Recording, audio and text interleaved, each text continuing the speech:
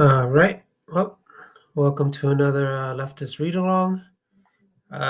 Descriptions are in, details are in the description box. Again, this is just a weekly stream reading some liberation news articles and giving my personal analysis. This is a free live stream for everybody just to share, comment, and learn together. If you feel like supporting Liberation News, their link is in the description box. Otherwise, there's no ads here, just Leftist Read-Along. So please share, and we will be moving along today. All right. Just like today, there's about 3 articles. Let's see.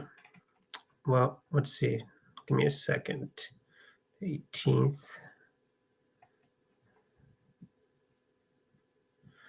All right. So last week we left off on Argentina is not for sale. Argentinians rise up against Malay's neoliberal plunder. That was a good article. Today we will be starting with imperialism, sanctions, and neoliberalism, the forces shaping U.S.-Mexico migration. All right.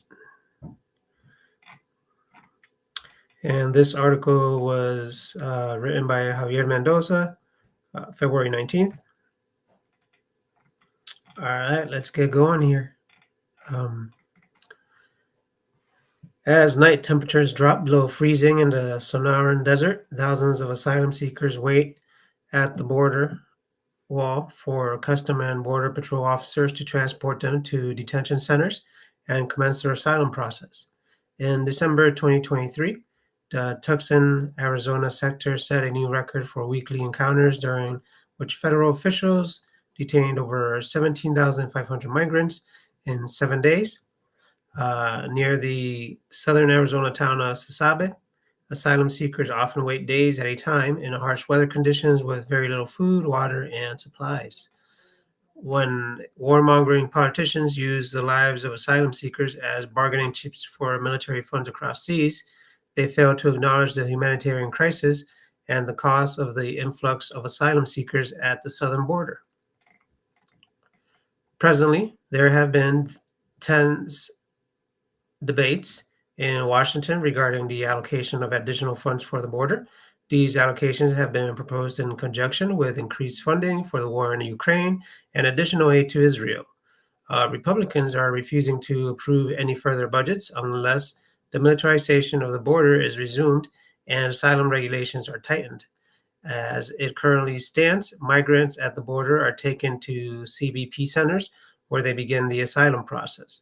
However, the process is erratic, and policies such as Title 42, the COVID-19 policy that Trump used to turn away asylum seekers at the border in the name of public health, can be implemented or waived, as in the case of Ukrainian asylum seekers at any time. The border crisis is also in the news as Texas has provoked a conflict with the federal government by using state law enforcement and the National Guard to police its border with Mexico. Coupled with the use of immigration and political pawn as a political pawn, this exemplifies a troubling trend of both parties exploiting the lives of asylum seekers for political gain, while the humanitarian crisis for migrants gets worse. Humanitarian crisis at the border in Arizona. Liberation News reached out to a nonprofit organization that provides legal and social services to undocumented immigrants and asylum seekers in Arizona. The paralegal interviewed requested anonymity. The paralegal interviewed requested anonymity. When asked about the legal hoops migrants have to go through when seeking asylum, the paralegal described the process as long and treacherous. Asylum seekers must occur at the border. This is how asylum and refugee status differ. The process looks different between adults, families, and unaccompanied minors, UACs. For UACs, they are sent to a short-term shelter after being processed and detained by CBP. Once in a short-term shelter, they are allowed to reunify with a sponsor if approved by ORR, Office of Refugee Resettlement. Simultaneously, they now have a legal case against them where they must defend themselves against the immigration allegations given to them. The paralegal described how the system structure makes the lives of asylum seekers difficult, and how the aim of the structure is to make it nearly impossible to navigate through immigration courts. Since immigration violations are considered a civil infraction, immigrants are not granted a public attorney as is legally obligated in criminal court. The paralegal continued. These institutional hurdles are created to encourage migrants to self-deport and return to their home country. I have listened to children who recount tales of Border Patrol's abuse, the paralegal shared. The majority of minors who come across seeking asylum will experience verbal abuse, interrogation, detention without proper food, and assaults. There are minors who have been kicked by Border Patrol, punched, and left outside in the cold for more than 72 hours. Local humanitarian aid groups like No Mas Mortes have responded to the border crisis by providing food, water, clothing, and shelter to asylum seekers who are stranded in the desert. NMM, in collaboration with the Tucson branch of the Party for Socialism and Liberation, put out a call for Tucson community members to donate aid and clothing to be sent out to the border wall daily. For years, CBP has harassed NMM volunteers through intimidation and arrest. CBP has stated that they do not have the capacity to respond to humanitarian needs of the high volume of people crossing the border, but the reality is that CBP has willingly chosen not to provide sufficient aid.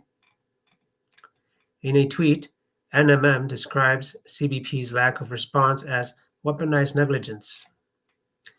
Why hasn't there been a more coordinated government response to the humanitarian crisis unfolding in open-air detention camps along the border? The answer is weaponized negligence. Any action that makes seeking asylum more humane is seen as encouraging more people to come, which is the opposite of the U.S. border enforcement strategy of prevention through deterrence. The goal is suffering. The goal is violence. No más muerte via Twitter. U.S. imperialism as a direct cause of immigration. While it is important to note that immigration is influenced by many factors, including the search of economic opportunities as well as political instability and social conditions in the home country, it is undeniable that U.S. imperialism has played a huge role in shaping migration flows in recent years. The surge of immigrants coming from the global south is a direct result of economic exploitation and political instability caused by imperialist powers. Over the last decade, the numbers of migrants have increased from Venezuela and Cuba, two countries under inhumane sanctions imposed by the United States. The economy of Venezuela is heavily dependent on oil. Consequently, any restrictions on Venezuela's oil trade, like the economic sanctions imposed by the U.S., have a disastrous impact on the country's economy. The people of Venezuela are faced with the decision of either leaving or enduring the debilitating consequences of these sanctions, like food scarcity, inflation, deteriorating education, shortages of water and electricity, and lack of medicine and hygiene.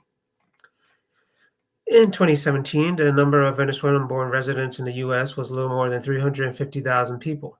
Between 2022 and today, the number of Venezuelans who have crossed the U.S. border jumped from 189,520 to 262,633. It is not a coincidence that 2017 marked the start of this increase.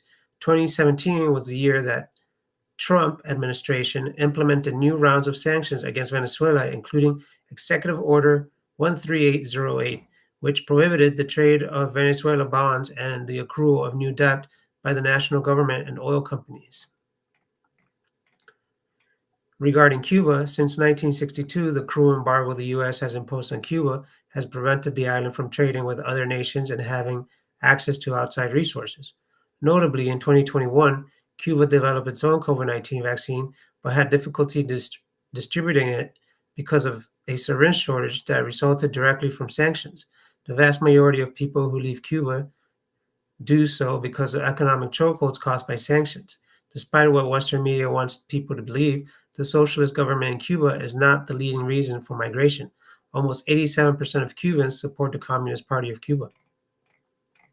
As well, a large number of asylum seekers at the border are also from the Middle East and North Africa.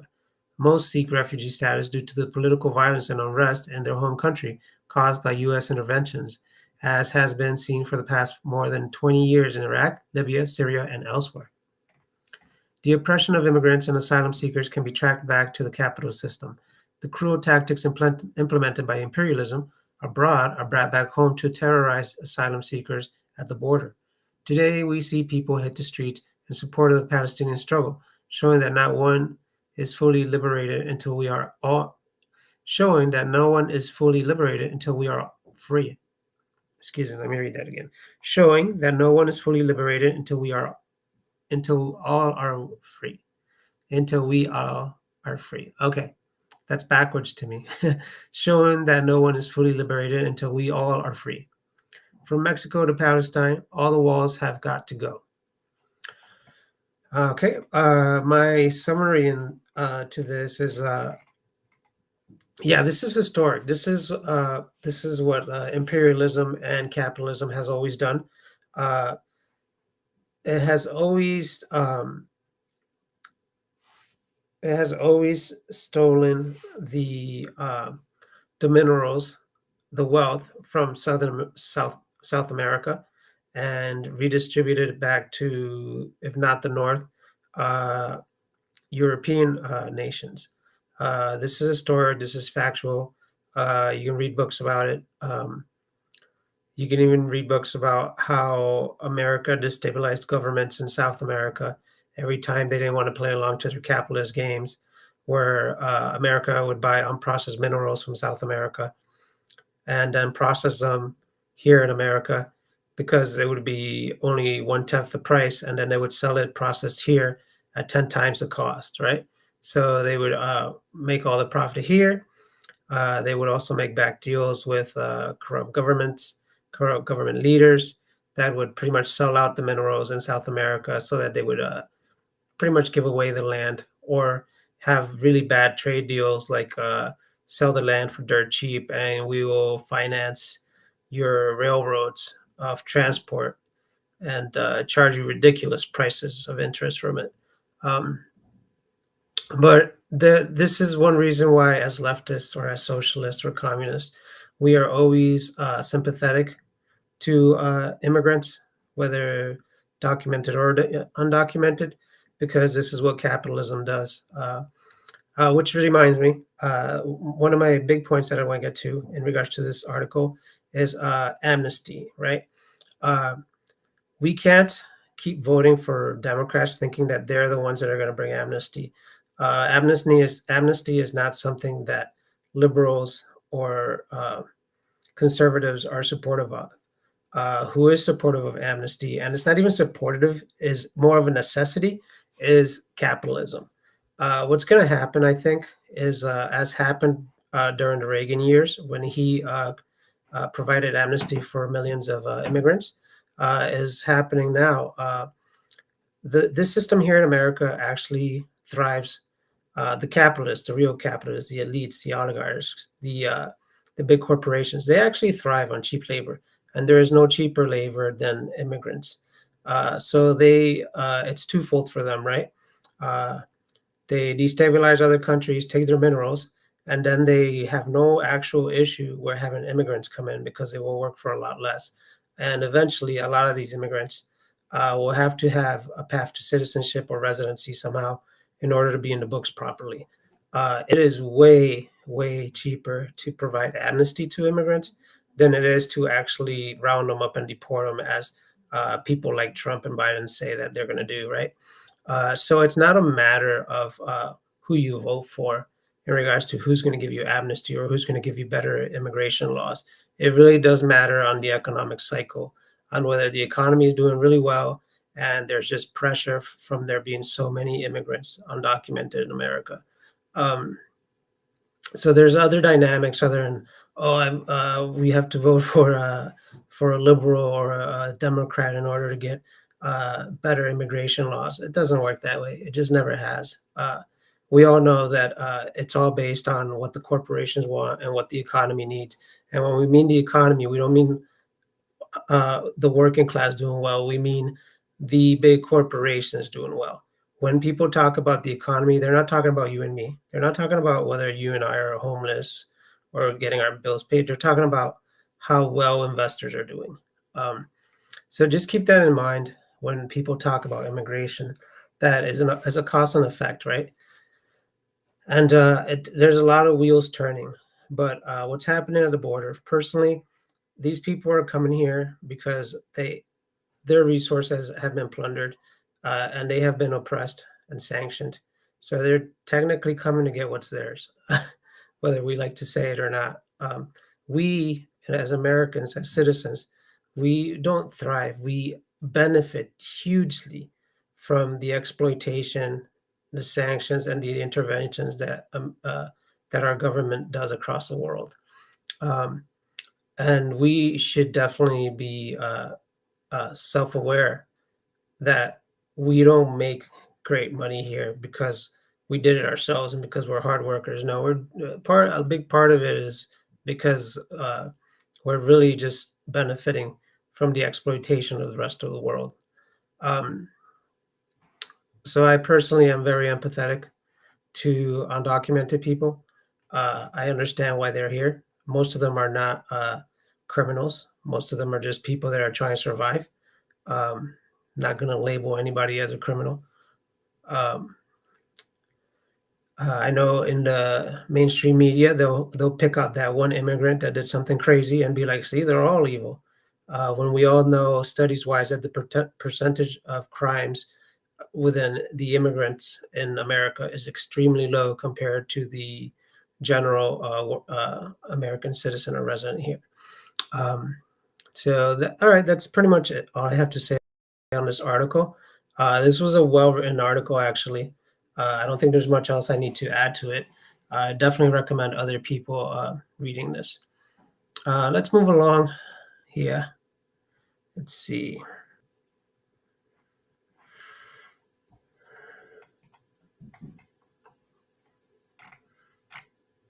All right. Let me back up here to imperialism, sanctions, and the illegal forces. All right. The next article today, we'll be moving on.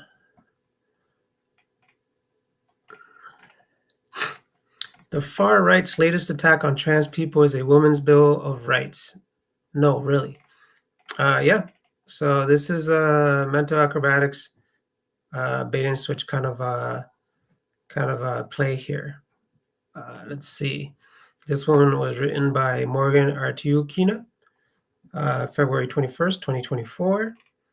The photo is a protester at a Trans Day of Visibility rally in 2023.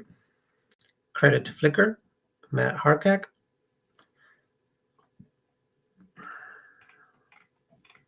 All right. The all-out attack on transgender rights in the United States isn't very popular with voters, but that hasn't stopped bigoted far-right lawmakers from attempting to push their hateful agenda forward. Their latest attempt involves duping the public by rebranding their discriminatory bills as a Women's Bill of Rights, but it's the same old divide and rule tactic as before. Such bills have introduced recently in Iowa, Georgia, Virginia, and West Virginia, and similar ones were passed in recent years in Montana, Tennessee, North Dakota, and Kansas. In Virginia, lawmakers successfully defeated the bill last week, just one of 11 anti-trans bills that died in committee. However, West Virginia's Republican-dominated House of Delegates passed a hateful bill known as House Bill 5243.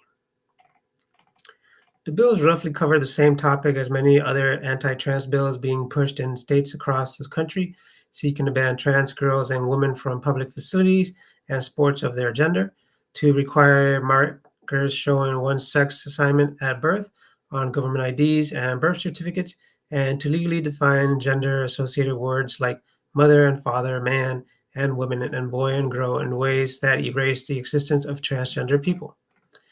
The Iowa bill HSB 649, introduced by GOP Governor Kim Reynolds, includes the shocking statement that the term equal does not mean same or identical, and that separate accommodations are not inherently unequal, an argument the U.S. ruling class has only ever made when trying to justify reducing a group of people to second-class citizens, not worthy of an equal existence, an equal social existence.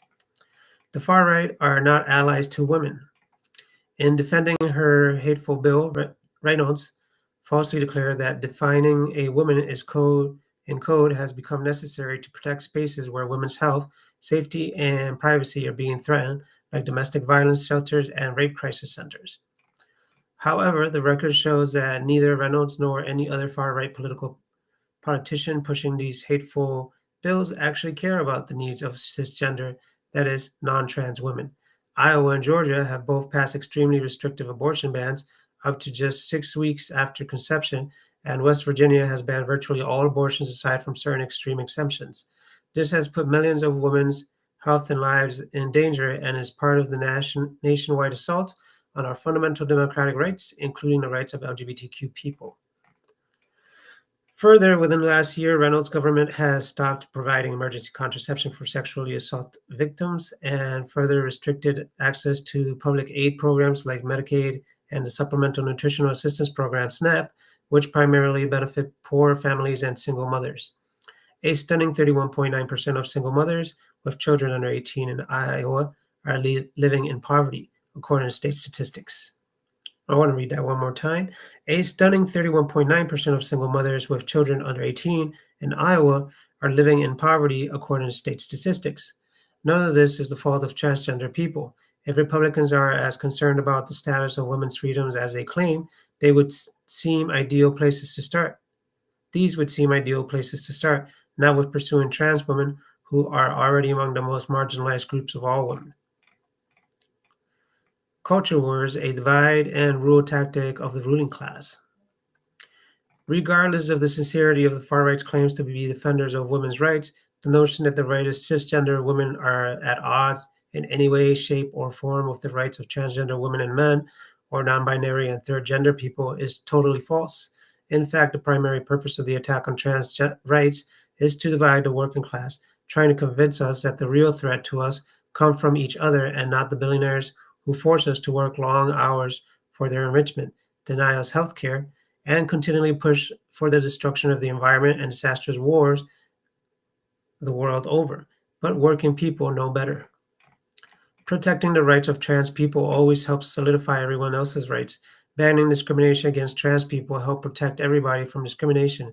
Protecting trans people's right to health care is necessary to protect cis people's rights to health care. 2. Protecting trans people's right to dress in public as they please and use the pronouns they please and to use public facilities helps protect everybody's right to self-expression in our society. In other words, an injury to one is an injury to all. The central maxim of labor organizing has proven itself true time and time again for all working on oppressed people, and we must keep to it now as trans people are under attack. We must remember that the recent craze of demonizing trans people is just an attempt to divide our communities, to undo the growing unity we've seen, and people stand together against greedy bosses and landlords, racist police terror, and the endless imperialist war being pushed by the U.S. ruling class. Fight the rich, not the trans people.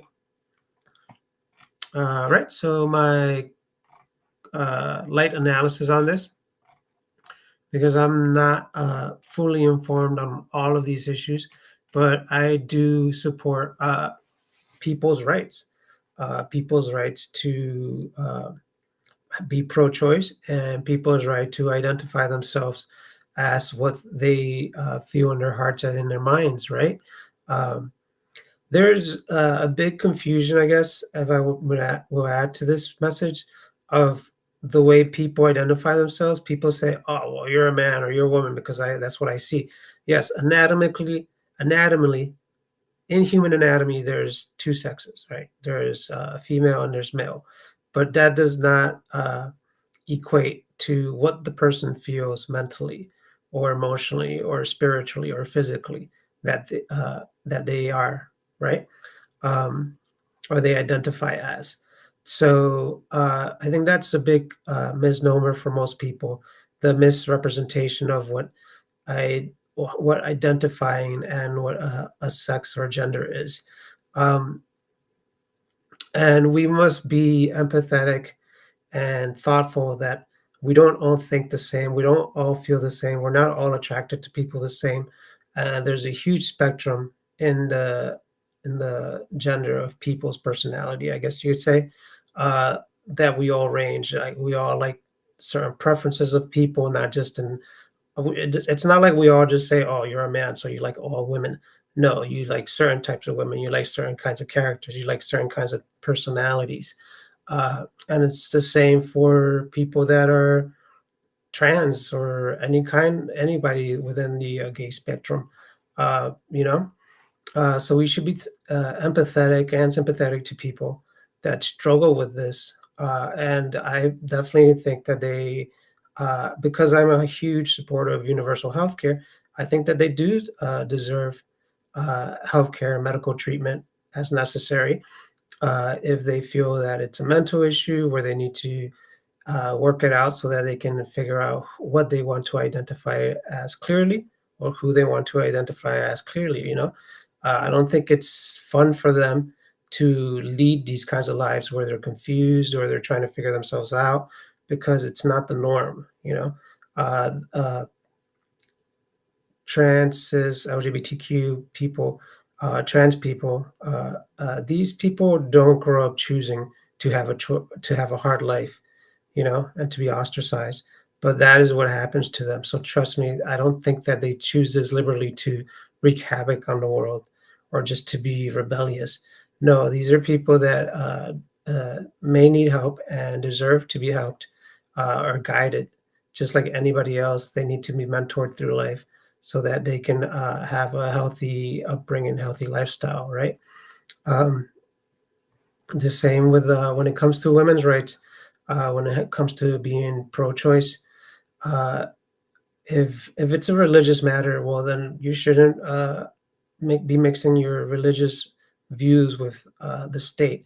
If you think that if you're really religious and you think that God judges all, then yeah, then everyone will be judged eventually. So let them live their way, because you're also being a hypocrite towards your American ideals, which is the ideals of freedom of choice, right? Uh, so, I mean, I could get deeper into this about how it's a big hypocrisy to be a Christian and capitalist, but that's a whole nother conversation. Uh, but yeah, just your logically thinking about the process of wanting to oppress people's rights because you don't agree with it. It's just a huge problem. It's a huge hypocrisy. But yeah, so those are my thoughts on this article. Women's Bills of Rights. Yeah, and I guess another thought would be it's just unfortunate that we live in a capitalist system that makes everything commodified and for profit, including your healthcare. Your human beings' healthcare in this time of abundance in the world should definitely be universal healthcare. And we have plenty of other nonsense things to make profit out of, uh, to be actually accepting a nation, the wealthiest, most advanced nation in the world, to be forcing people to pay for health insurance. Everyone should be covered, flat out. I don't care who you are. Everybody should be covered. That's just it. Uh, we have the ability to live in an almost utopian world already. And what we're doing is just we're falling far behind. uh, the more we advance technologically, the more we see how depraved humanity is actually acting towards each other, where everybody's just being a dog eat dog kind of world, just stepping on top of each other to try to get to the top of the pyramid. Um, and it shouldn't be like that. We should all be helping each other as a society. Uh, but okay, I don't want to rant more on this, but those are my thoughts on this article. I think they're pretty clear thoughts. Okay, let me go. There's one more article for tonight, and it's right here. Global pro global protest called as Israel's March 10 deadline for Rafah massacres looms. All right, let me see here. So let me read this again. The global protest called as Israel's March 10 deadline for Rafah massacres looms. Written by the Liberation Staff, February 21st, 2024. It's a quick 2-minute read. Okay, the following calls to action is reposted from the website of the Answer Coalition. All right, so what we got here is really a call to action for everybody. For March 2nd, Global Day of Action, hands off Rafah. Ceasefire now, stop the genocide. Saturday, March 2nd, millions march for Palestine, shut it down. For Palestine Coalition, shut it down for Palestine.org. So there's a link here to endorse the Day of Action. There's also a link to register an action in your city. On March 2nd, 2 million across the world will march for Gaza. On March 2nd, millions across the world will march for Gaza. Gaza is facing famine. Its hospitals are besieged. Threats of ground invasion in Rafah loom near, and Israel continues its onslaught on the over 2 million Palestinians in the Gaza Strip. The mass movement for Palestine has led to the isolation of the US and Israel on the world stage, with growing internal divisions and heightened political pressure on Israel and the United States. It's time to push even harder. Our mobilizations in this moment can be more decisive than ever, and we must show our full strength now to ensure the lasting ceasefire and an end to the siege on Gaza. Act now. Mobilize in your communities and institutions. Everyone must be on the streets March 2nd. All out for Rafah, all out for Gaza. Stop the genocide. So there's a list of actions. Check back here for frequent updates. I'll just read some up here. So far, we have March 2nd in Albuquerque, New Mexico at 2 p.m. Robinson Park. Asheville, North Carolina. Details to be announced. Atlanta, Georgia, Austin, Texas, Baltimore, Maryland, Boston, Massachusetts to be announced, Brainerd, Minnesota, intersection of Highway 210 and 371. Okay. Charlotte, North Carolina, details to be announced. Coatesville, Pennsylvania, Chester County Liberation Center. Right, let's see a big state here. Los Angeles, California, they're definitely going to turn up for this. There's a phone number, and it's for Answer LA, so there'll probably be a big march. California usually has Grand Park. That's usually where most of the marches start. It's probably a good chance it'll start somewhere in that area of Grand Park for Los Angeles. New York City is also organized by Answered. Let's see, this one will probably either start somewhere in Grand Park or we'll either start somewhere in Central Park or Times Square. That would be an interesting one. Philadelphia, Port Angeles at 12 p.m., Claham County Courthouse at 4th and Lincoln Street. So that one's already confirmed. There's one in Raleigh, North Carolina. That's awesome, at 3 p.m. on 201 South Blount Street, Raleigh, North Carolina, 27601. Sponsored by Refund Rally, Migrant Roots Media, Muslims for Social Justice, Democratic Socialist of America, Muslim Women for Jewish Voices for Peace, North Carolina Green Party, People's Power Lab, North Carolina Environmental Justice Network, Pax Christi Triangle, North Carolina. There's one in San Antonio, Texas, Municipal Plaza Building. San Diego, California has one by Answer. San Francisco's got one. Seattle has one. All right, there's a bunch more here. The last one I see here is Washington, D.C. at 1 p.m. Israeli Embassy. Okay. And if you keep checking up on this link for the Answer Coalition, yeah, let's check here. List of actions. Check back here for frequent updates. Let's follow this link. We have a little extra time here today. Let's see. Just scrolling around. Endorse the Day of Action here.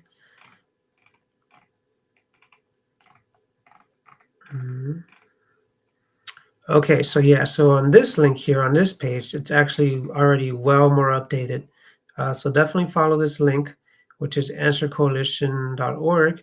For example, here for the Boston one, it's at 1 p.m. at Cambridge City Hall. Cool. So it's important to check these listings. Let's see some bigger cities here. Albuquerque, New Mexico has it at 2 p.m. at Robinson Park. North Carolina, Asheville, Pack Square. Atlanta, Georgia has it at Marietta Street. Where else do we have? Charlotte, North Carolina, still no details. Dallas, 11 a.m., Civic Garden Park.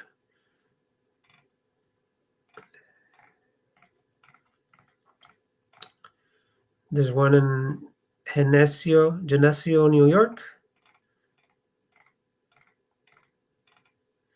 New York City, yep, New York City, New York has it at Washington Square Park.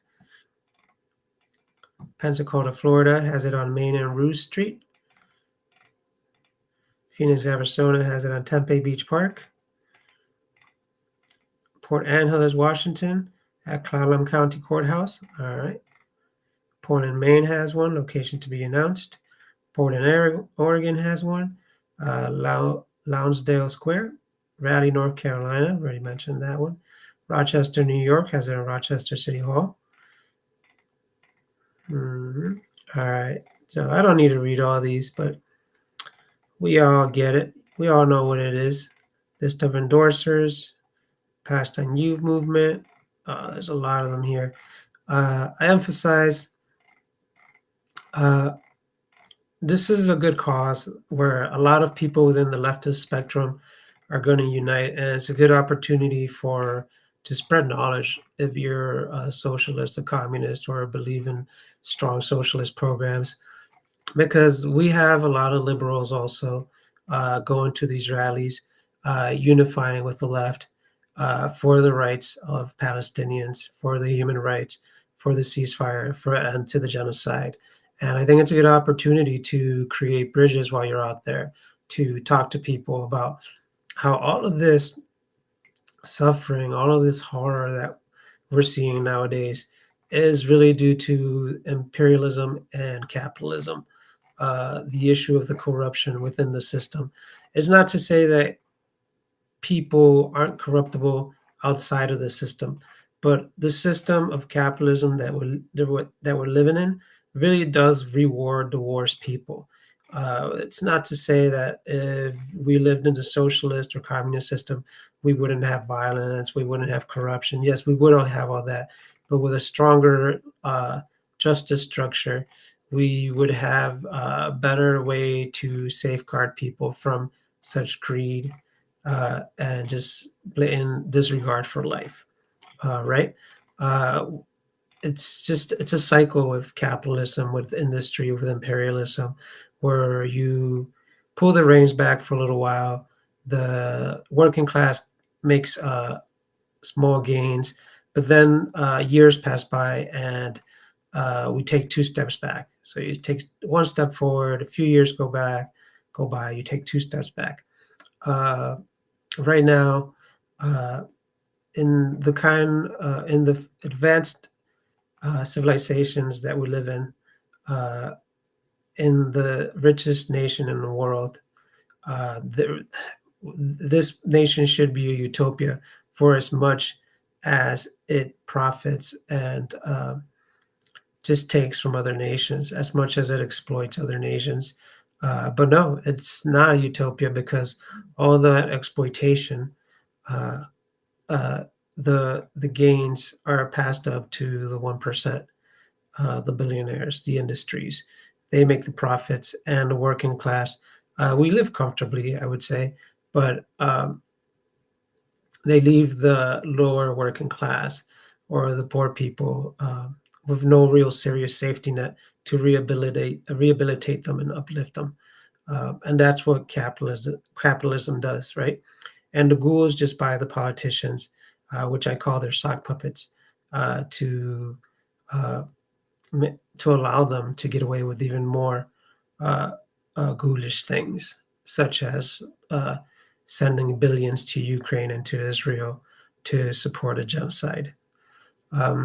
Okay, so that's my analysis for today. Thank you to anyone who joined.